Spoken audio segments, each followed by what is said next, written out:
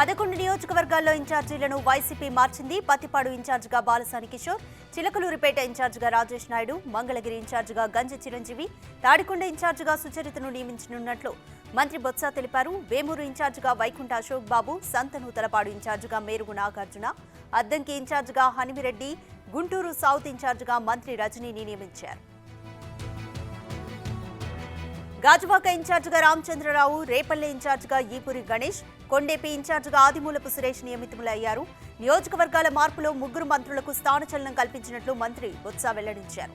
7 నియోజకవర్గ పరిధిలోని వారికి వైసీపీ టికెట్స్ ఇవ్వలేదు. 5గురికి షాక్ ఇచ్చింది. టీజేఆర్ సుధాకర్ బాబు, మడ్డలిగిరి, నాగిరెడ్డి, ఆళ్ల చైతన్యకు టికెట్స్ కేటాయించలేదు. తాడికొండ నుంచి శ్రీదేవి పార్టీ మారారు. వైసీపీకి రాజీనామా చేసే యోచనలో సంతనూతలపాడు ఎమ్మెల్యే టీజేఆర్ సుధాకర్ బాబు, మైలవరం ఎమ్మెల్యే వసంత్ కృష్ణప్రసాద్ ఉన్నారు. సీఎం వద్దకు మైలవరం పంచాయతీ చేరింది. సీఎం క్యాంప్ కార్యాలయానికి మంత్రి జోగి రమేష్, ఎమ్మెల్యే వసంత్ కృష్ణప్రసాద్, ఎమ్మెల్సీ తలశీల రఘురాం చేరుకున్నారు.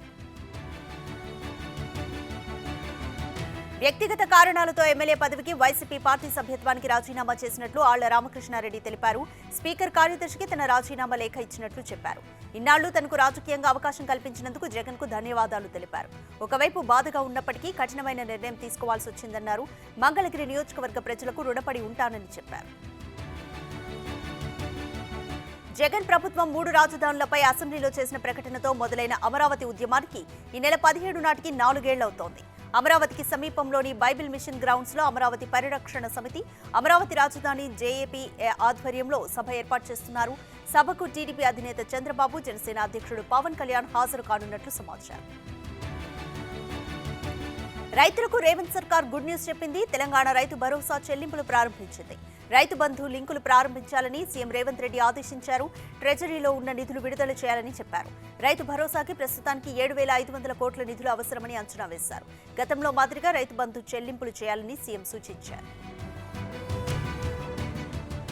కాంగ్రెస్ ఎమ్మెల్సీ జీవన్ రెడ్డి ఆసక్తికర వ్యాఖ్యలు చేశారు. సాగు చేసే నిజమైన రైతులకే పెట్టుబడి సాయం అందించేలా ప్రభుత్వం సమీక్ష నిర్వహించి డిసెంబర్ చివరిలోగా రైతుల ఖాతాల్లో డబ్బులు వేయనుందని వ్యాఖ్యానించారు. గత ప్రభుత్వం ఖాళీ ఖజానా ఇచ్చిందని, అయినప్పటికీ కేవలం 6 గ్యారంటీలే కాకుండా ప్రజా సంక్షేమ పథకాలను ఎక్కడా ఆపేది లేదని ఆయన పేర్కొన్నారు. తెలంగాణ సీఎం రేవంత్ రెడ్డి కీలక ఆదేశాలు జారీ చేశారు. డ్రగ్స్ రవాణాను పూర్తి స్థాయిలో కట్టడి చేయాలన్నారు. నార్కోటిక్ బ్యూరో బలవంతం కావడానికి ఏం కావాలంటే అది చేస్తామని అన్నారు. ప్రతి నెల నార్కోటిక్ బ్యూరోపై సమీక్ష నిర్వహించనున్నట్లు పేర్కొన్నారు. తెలంగాణలో డ్రగ్స్ అనే మాట వినపడొద్దన్నారు. నార్కోటిక్ బ్యూరో అధికారుల సమీక్షలో సీఎం ఈ వ్యాఖ్యలు చేశారు. తెలంగాణ అసెంబ్లీ స్పీకర్ ఎన్నిక ఈ నెల 14న జరగనుంది. ఈ మేరకు అసెంబ్లీ సెక్రటేరియట్ సోమవారం నోటిఫికేషన్ విడుదల చేసింది. వికారాబాద్ ఎమ్మెల్యే గడ్డం ప్రసాద్ కుమార్ కు స్పీకర్ పదవి ఇవ్వాలని కాంగ్రెస్ ఇప్పటికే నిర్ణయం తీసుకుంది. అయితే స్పీకర్ పదవి కోసం ఎవరైనా ఇతర సభ్యులు పోటీలో ఉంటే బ్యాలెట్ ద్వారా స్పీకర్ను ఎన్నుకుంటారు. ప్రొటెం స్పీకర్ ఆధ్వర్యంలో స్పీకర్ ఎన్నిక జరగనుంది. తెలంగాణ అసెంబ్లీ ఎన్నికల్లో మెజారిటీ సీట్లు గెలిచి కాంగ్రెస్ పార్టీ ప్రభుత్వాన్ని ఏర్పాటు చేయగా బీఆర్ఎస్ ప్రతిపక్షంలో ఉంది. ఈ నేపథ్యంలో బీఆర్ఎస్ పార్టీలోని ద్వితీయ శ్రేణి లీడర్లు పార్టీ మారే ఆలోచనలో ఉన్నారు. అధికార పార్టీలో ఉంటే తమ పనులు చేసుకోవచ్చని భావిస్తున్నారు. ఈ మేరకు కొందరు నేతలు ఇప్పటికే కాంగ్రెస్ పార్టీ స్థానిక లీడర్లతో మాట్లాడుతున్నట్లు తెలుస్తోంది. Telangana public service commission chairman Janardhan Reddy రాజీనామా చేశారు. ఆయన ఎందుకు రాజీనామా చేశారనే విషయం గురించి ఇంకా క్లారిటీ లేదు. ప్రభుత్వం మారిన దగ్గర నుంచి అనేక మంది అధికారులు రాజీనామాలు చేస్తున్నారు. ఆయన రాజీనామాను ఆమోదించి గవర్నర్ తమిళిసై సీఎస్ కు పంపారు. మరి టీఎస్పీఎస్సీ కొత్త చైర్మన్ గా ప్రభుత్వం ఎవరిని నియమిస్తుందో చూడాలి. తెలంగాణలో టీఎస్పీఎస్సీ నిర్వహించిన పరీక్షల్లో పేపర్ల లీక్, పరీక్షల వాయిదాలు నిరుద్యోగుల గందరగోళం సృష్టించింది. తాజాగా తెలంగాణ ప్రభుత్వం కీలక నిర్ణయం తీసుకున్నట్లు తెలుస్తోంది. టీఎస్పీఎస్సీ పరీక్షలన్నీ రీస్కెడ్యూల్ చేసే యోచనలో రాష్ట్ర ప్రభుత్వం ఉన్నట్లు సమాచారం. కాంగ్రెస్ పార్టీ ప్రకటించిన జాబ్ క్యాలెండర్ ప్రకారం ఇక నుంచి నియామకాలు జరగనున్నట్లు తెలుస్తోంది. తెలంగాణలో 2 ఏళ్లకోసారి ప్రతిష్టాత్మకంగా జరిగే మేడారం మహాజాతరకు ఘనంగా ఏర్పాట్లు చేయాలని అధికారులను మంత్రి సీతక్క ఆదేశించారు. 2024 ఫిబ్రవరిలో జరిగే మేడారం జాతరలో పారిశుద్ధ్యం, రహదారులు, విద్యుత్తు, తాగునీటి లభ్యత, స్నానాల ఏర్పాట్లు, భక్తుల వసతులు తదితర అంశాల వారీగా విస్తృతంగా చర్చించారు. రైతులకు పంట పెట్టుబడి సాయం చెల్లింపులను తెలంగాణ కొత్త ప్రభుత్వం ప్రారంభించింది. ఇప్పటికే ట్రెజరీలో ఉన్న నిధుల విడుదలకు సీఎం రేవంత్ రెడ్డి ఆదేశాలు జారీ చేశారు. కాంగ్రెస్ హామీ ఇచ్చిన రైతు భరోసా పథకానికి ఇంకా విధి విధానాలు ఖరారు కాలేదు. దీంతో గతంలో మాదిరి రైతులకు పెట్టుబడి సాయం చెల్లింపులు చేయాలని సీఎం ఆదేశించారు. ఢిల్లీలో కొత్త తెలంగాణ భవన్ నిర్మించాలని నిర్ణయం తీసుకున్నట్లు మంత్రి కోమటిరెడ్డి వెంకటరెడ్డి తెలిపారు. ఢిల్లీలో మాట్లాడుతూ మార్చిలో శంకుస్థాపన చేసి ఏడాదిలోపు పూర్తి చేస్తామని తెలిపారు. దీనిపై భవన్ అధికారులతో రివ్యూ మీటింగ్ నిర్వహిస్తామని చెప్పారు. గత ప్రభుత్వ చర్యలపై కేబినెట్ చర్చిస్తామని, అంతేకాని రాజకీయ కక్షలకు దిగమని పేర్కొన్నారు. కేసీఆర్ ఆరోగ్యం గురించి గవర్నర్ తమిళిసై ఆరా తీశారు. మాజీ మంత్రి కేసీఆర్ తనయుడు కేటీఆర్ కు ఫోన్ చేసి కేసీఆర్ ఆరోగ్య పరిస్థితి గురించి అడిగి తెలుసుకున్నారు. ఇప్పటికే ఆసుపత్రిలో ఉన్న కేసీఆర్ ను బీఆర్ఎస్ నాయకులతో పాటు చాలా మంది రాజకీయ ప్రముఖులు పరామర్శిస్తున్నారు. తెలంగాణ మాజీ ముఖ్యమంత్రి కేసీఆర్ ను మెగాస్టార్ చిరంజీవి పరామర్శించారు. కేసీఆర్ ప్రస్తుతం యశోద హాస్పిటల్లో చికిత్స తీసుకుంటున్నారు. ఇప్పటికే ఆయన్ను సీఎం రేవంత్ రెడ్డితో పాటు ఇతర ప్రముఖులు కూడా కలిసి పరామర్శించారు. కేసీఆర్ హిప్ రీప్లేస్మెంట్ సర్జరీ చేయించుకుని యశోదాలో చికిత్స తీసుకుంటున్నారు. తెలంగాణలో రోజు రోజుకు ఉష్ణోగ్రతలు పడిపోతున్నాయి. రాత్రి సమయంలో చాలా వరకు తగ్గిపోతున్నాయి. మల్కాజ్గిరి, రామచంద్రాపురం, పటాన్ చెరువులో అత్యల్పంగా 14.4 డిగ్రీల కనిష్ట ఉష్ణోగ్రత నమోదవగా రాజేంద్రనగర్లో 14.5గా నమోదైనట్లు వాతావరణ శాఖ అధికారులు తెలిపారు. రాబోయే 3 రోజుల్లో ఈ ఉష్ణోగ్రతలు మరింత తగ్గుతాయని వాతావరణ శాఖ అధికారులు చెబుతున్నారు. పవిత్ర పుణ్యక్షేత్రం యాదగిరిగుట్ట లక్ష్మీ నరసింహస్వామి ఆలయానికి భక్తులు పోటెత్తారు. కార్తీక మాసం చివరి సోమవారం కావడంతో భక్తులు పెద్ద సంఖ్యలో తరలివచ్చారు. స్వామివారి ధర్మ దర్శనానికి 3 గంటలు, ప్రత్యేక ప్రవేశ దర్శనానికి గంట సమయం పట్టింది. కార్తీక మాసం చివరి సోమవారం సందర్భంగా తెలుగు రాష్ట్రాల్లోని శైవ క్షేత్రాలు భక్తులతో కిటకిటలాడాయి. శ్రీశైలంతో పాటు ప్రధాన ఆలయాలకు వేకువజాము నుంచే భక్తులు అధిక సంఖ్యలో చేరుకుని ప్రత్యేక పూజలు నిర్వహించారు. కృష్ణా, గోదావరి నదుల్లో పుణ్యస్నానాలు చేశారు. అనంతరం దీపాలు వెలిగించి నదుల్లో వదిలారు. జమ్మూ కశ్మీర్ కు ప్రత్యేక ప్రతిపత్తిని కల్పించే ఆర్టికల్ 370 రద్దు సరైనదేనంటూ సుప్రీంకోర్టు చారిత్రాత్మక తీర్పునిచ్చింది. 2019 ఆగస్టు 5న ఆర్టికల్ 370ని పార్లమెంటు రద్దు చేయగా దీన్ని వ్యతిరేకిస్తూ జమ్మూ కశ్మీర్ పార్టీలు కూటమి కోర్టుకెక్కింది. భారత ప్రధాన న్యాయమూర్తి డివై చంద్రచూడ్ నేతృత్వంలోని ధర్మాసనం విచారణ చేపట్టిన ఈ కేసు తాలూకు అంతిమ తీర్పును సర్వోన్నత న్యాయస్థానం వెల్లడించింది. జమ్మూ కశ్మీర్ రిజర్వేషన్ సవరణ బిల్లు, జమ్మూ కశ్మీర్ పునర్వ్యవస్థీకరణ సవరణ బిల్లుపై రాజ్యసభలో అమిత్ షా ప్రసంగం చేశారు. 2 బిల్లులు ఆమోదం పొందితే చరిత్రలో సువర్ణాక్షరాలతో లిఖించబడతాయని చెప్పారు. పునర్వ్యవస్థీకరణ సవరణ బిల్లును సుప్రీంకోర్టు సమర్థించిందని చెప్పారు. అయితే కేంద్ర నిర్ణయాలను కాంగ్రెస్ ఎప్పుడూ వ్యతిరేకిస్తూనే ఉందని విమర్శించారు. 370 ఆర్టికల్ రద్దును సమర్థిస్తూ సుప్రీంకోర్టు ఇచ్చిన తీర్పును దేశ ప్రజలంతా స్వాగతిస్తున్నారని బీజేపీ రాష్ట్ర అధ్యక్షురాలు పురంధేశ్వరి అన్నారు. ఈ రోజును చారిత్రాత్మక రోజుగా ప్రజలు భావించాలని ఆమె కోరారు. ద్వంద్వ ప్రమాణాలకు బీజేపీ వ్యతిరేకమని తెలిపారు. వచ్చే ఏడాది సెప్టెంబర్ 30వ తేదీలోగా జమ్మూ కశ్మీర్లో శాసనసభ ఎన్నికలు నిర్వహించాలని సుప్రీంకోర్టు కేంద్ర ఎన్నికల సంఘాన్ని ఆదేశించింది. ఆర్టికల్ 370 రద్దుపై supreme court chief justice DY Chandrachud ఆధ్వర్యంలోని 5 సభ్యుల ధర్మాసనం తీర్పు వెలువరించింది. ఈ విషయంలో కేంద్రం నిర్ణయాన్ని సమర్థించిన ధర్మాసనం వచ్చే సెప్టెంబర్లోగా అసెంబ్లీ ఎన్నికలు నిర్వహించాలని పేర్కొంది. విపక్ష ఇండియా కూటమి పార్టీల 4వ సమావేశం ఈ నెల 19న ఢిల్లీ వేదికగా జరగనుంది. ఈ భేటీలో 2024 సార్వత్రిక ఎన్నికల్లో ప్రధాని మోదీని ఎదుర్కొనేందుకు మే నహీ హమ్ అనే నినాదంతో పార్టీలు ముందుకు సాగాలని భావిస్తున్నాయని తెలుస్తోంది. ఈ సమావేశంలో పార్టీల మధ్య సీట్ల పంపకం, ఉమ్మడి ఎన్నికల ర్యాలీలు వంటి వాటిపై ప్రణాళికలు సిద్ధం చేసుకున్నట్లు సమాచారం. భారతీయ జనతా పార్టీపై పశ్చిమ బెంగాల్ ముఖ్యమంత్రి మమతా బెనర్జీ విమర్శలు గుప్పించారు. వచ్చే ఏడాది జరగనున్న లోక్సభ ఎన్నికల్లో బీజేపీ గెలిచినా సరే ప్రధాని నరేంద్ర మోదీ ఇచ్చిన 5 ఏళ్ల పాటు ఉచిత రేషన్ హామీని ఆ పార్టీ మర్చిపోతోందన్నారు. డార్జిలింగ్ హిల్స్ లో మూతపడిన 5 తేయాకు తోటలను పునఃప్రారంభిస్తామని గత ఎన్నికల్లో చెప్పిన బీజేపీ ఆ హామీ నెరవేర్చడంలో విఫలమైందని మండిపడ్డారు. ఓడిపోయేందుకే కొన్ని పోరాటాలు చేయాల్సి ఉంటుందని రాజ్యసభ ఎంపీ, సుప్రీంకోర్టు సీనియర్ న్యాయవాది కపిల్ సిబల్ ఎక్స్లో పేర్కొన్నారు. కోర్టుల్లో కొన్ని యుద్ధాలు ఓడిపోవడానికే పోరాడాలి. భరించలేని వాస్తవాలను ముందు తరాల వారు తెలుసుకోవాలంటే చరిత్ర తప్పనిసరిగా నమోదు కావాలి. సంస్థాగత చర్యల తప్పొప్పులపై రాబోయే ఏళ్లలో చర్చ జరుగుతోంది. చారిత్రక నిర్ణయాల నైతిక దిక్సూచికి చరిత్ర మాత్రమే తుది మధ్యవర్తిని పేర్కొన్నారు. దేశంలోని పలు రాష్ట్రాల్లో వర్షాలు కురుస్తుండటంతో చలి మరింతగా పెరుగుతోంది. జమ్మూ కశ్మీర్ శ్రీనగర్లో ఉష్ణోగ్రత -4.4 డిగ్రీల సెల్సియస్గా నమోదైంది.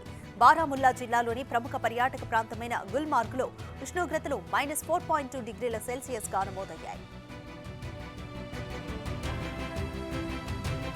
దేశంలో తగ్గుముఖం పట్టిన కరోనా కేసులు మళ్లీ పెరుగుతుండడం ఆందోళన కలిగిస్తోంది.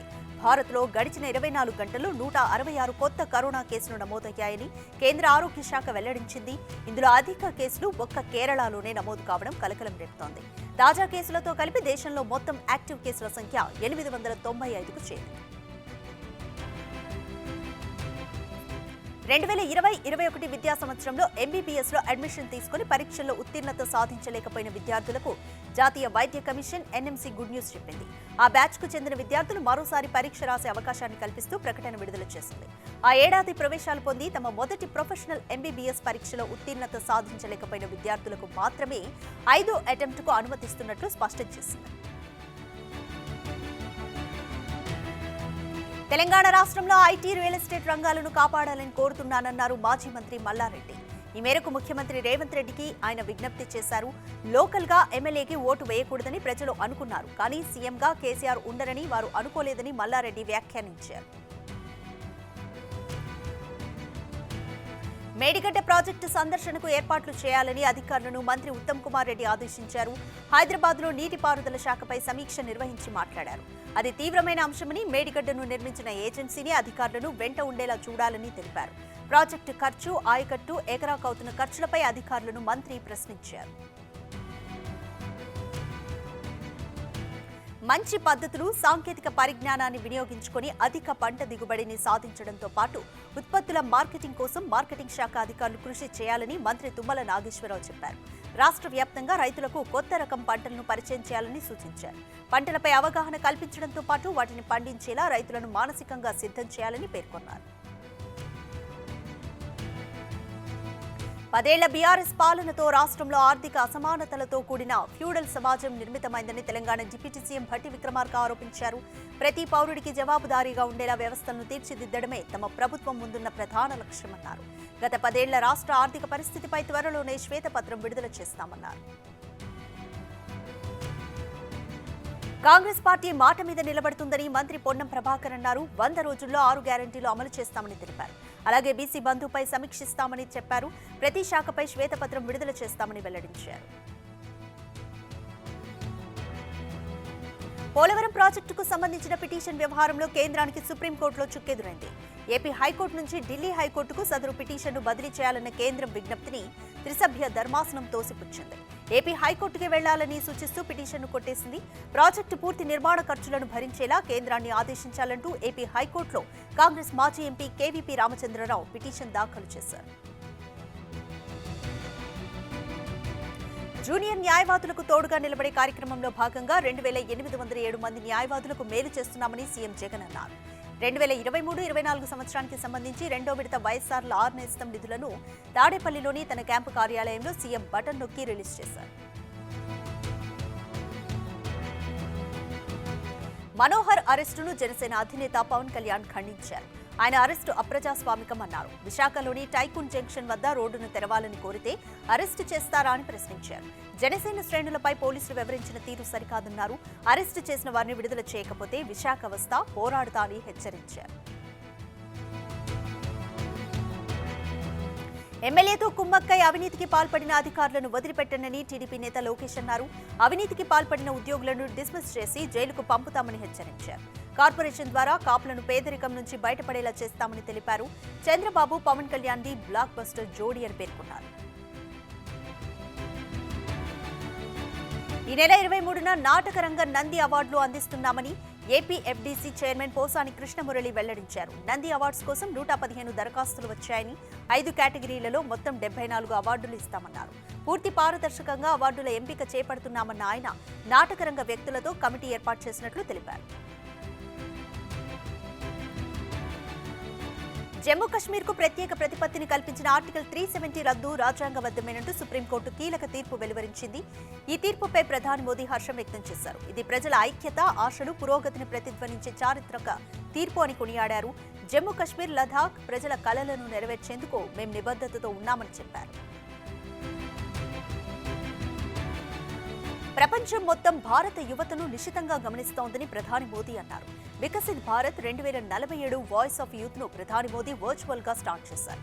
దేశానికి నాయకత్వం వహించేందుకు సిద్ధం కావాలని, దేశాభివృద్ధికి అవసరమైన అంశాలకు యువత ప్రాధాన్యం ఇవ్వాలని ప్రధాని కోరారు.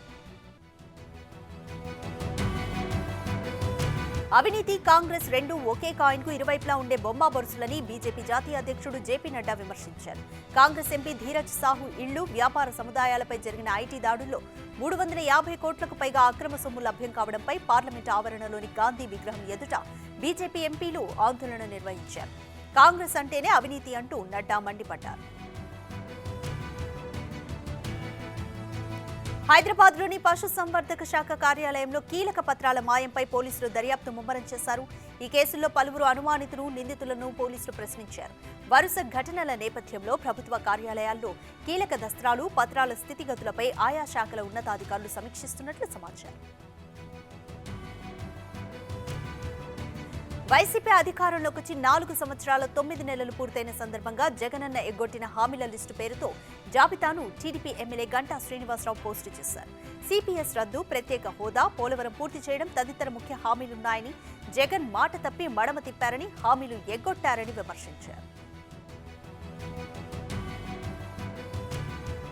నెల్లూరు జిల్లాను పోరాటాలకు పుట్టినిల్లు నుంచి భారీ స్కామ్లకు పుట్టినిల్లుగా చేసిన ఘనత జగన్దేనని టీడీపీ నేత సోమిరెడ్డి చంద్రమోహన్ రెడ్డి విమర్శించారు. టీడీపీ హయాంలో 1 టన్నుకు 100 ఉన్న పన్నును వైసీపీ హయాంలో 381కి పెంచారన్నారు. విజయసాయిరెడ్డి ఆధ్వర్యంలో మైన్స్ కుంభకోణం జరుగుతోందని ఆరోపించారు. త్వరలో సెంట్రల్ విజిలెన్స్ కు పూర్తి ఆధారాలతో ఫిర్యాదు చేస్తామని సోమిరెడ్డి తెలిపారు. ఆంధ్రప్రదేశ్ పరిపాలనా రాజధానిని విశాఖపట్నం తరలించే విషయంలో ఏపీ ప్రభుత్వం పునరాలోచనలో పడినట్లు కనిపిస్తోంది. ఎన్నికలు సమీపిస్తుండటంతో రాజధాని తరలింపు అంశాన్ని తాత్కాలికంగా పక్కన పెట్టినట్లు సమాచారం. వచ్చే అసెంబ్లీ ఎన్నికల్లో 3 రాజధానుల అంశంతోనే ప్రజల వద్దకు వెళ్లాలని అధికార పార్టీ వైసీపీ నేతలు భావిస్తున్నారు. ఒకవేళ ఎన్నికల్లో వైసీపీ గెలిస్తే ప్రజలు ఇచ్చే తీర్పుతోనే రాజధాని తరలించామని చెప్పాలని అనుకుంటున్నారని తెలుస్తోంది. సింగరేణి గుర్తింపు సంఘం ఎన్నికల సందడి మొదలైంది. ఈ నెల 27న ఎన్నికలు జరగనుండగా అందుకు సంబంధించిన ప్రక్రియ ఊపందుకుంది. ఎన్నికల్లో 11 ఏరియాల్లో 39,748 మంది కార్మికులు ఓటు హక్కును వినియోగించుకోనున్నారు. పోలింగ్ కోసం వివిధ ప్రాంతాల్లో మొత్తం 84 కేంద్రాలను కార్మిక శాఖ ఏర్పాటు చేయనుంది. కర్ణాటకలో కాంగ్రెస్ ప్రభుత్వం కూలిపోతోందని మాజీ ముఖ్యమంత్రి కుమారస్వామి సంచలన వ్యాఖ్యలు చేసిన నేపథ్యంలో సీఎం సిద్ధరామయ్య స్పందించారు. కాంగ్రెస్ ప్రభుత్వం కూలిపోతుందనేది కుమారస్వామి భ్రమ అని పేర్కొన్నారు. కర్ణాటకలో కాంగ్రెస్ అధికారంలోకి రావడంతో బీజేపీ, జేడీఎస్ నాయకులు నీళ్లు లేని బావిలో చేపల మాదిరిగా విలవిల్లాడిపోతున్నారని విమర్శించారు. ఉల్లి ఎగుమతులపై నిషేధాన్ని కేంద్రం వెనక్కి తీసుకోవాలని కేంద్ర మాజీ మంత్రి, ఎన్సీపీ అధినేత శరద్ పవార్ డిమాండ్ చేశారు.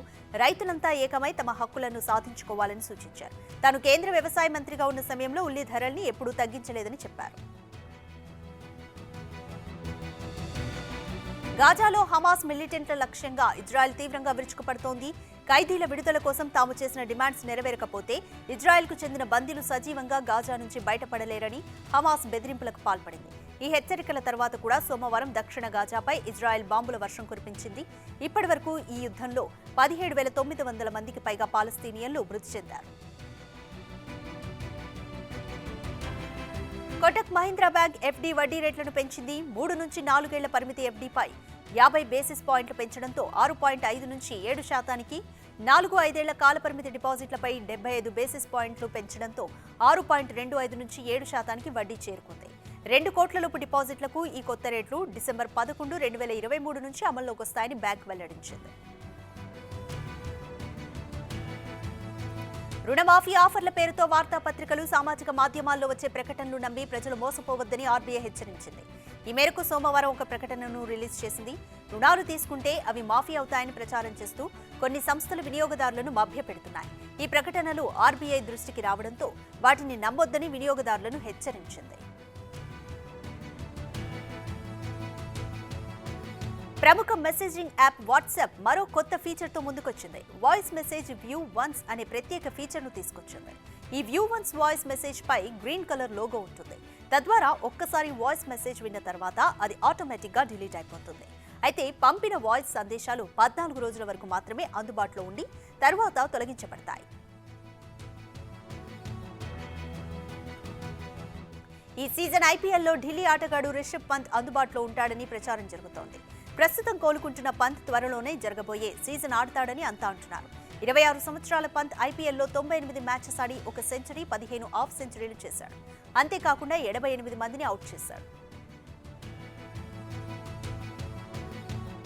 ప్రభాస్ నటిస్తున్న సలార్ చిత్రానికి సెన్సార్ కంప్లీట్ అయింది. ఈ చిత్రానికి గాను సెన్సార్ బోర్డు ఏ సర్టిఫికెట్ ను జారీ చేసింది. డిసెంబర్ 22న ఈ చిత్రం రిలీజ్ కానుంది. పక్కా కమర్షియల్ హంగులతో తెరకెక్కిన సినిమాపై భారీ అంచనాలున్నాయి.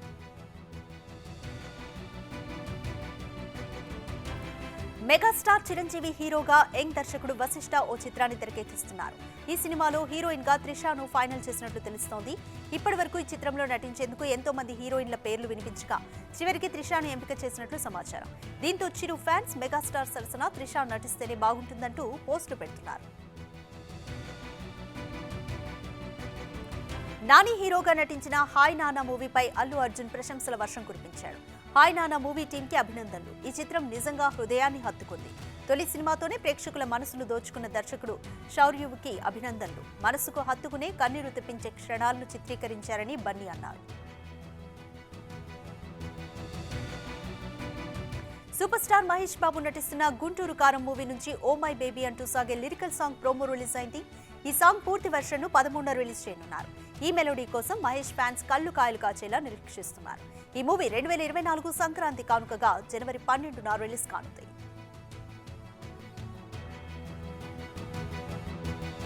రణ్బీర్ కపూర్ హీరోగా నటించిన యానిమల్ మూవీ భారీ కలెక్షన్స్ ను అందుకుంటోంది. కేవలం 10 రోజుల్లోనే ప్రపంచవ్యాప్తంగా 717.46 కోట్ల గ్రాస్ ను సాధించి అబ్బురపరిచింది. ఊహించని విధంగా సినిమా కలెక్షన్లు రావడంతో యూనిట్ ఆనందం వ్యక్తం చేస్తోంది.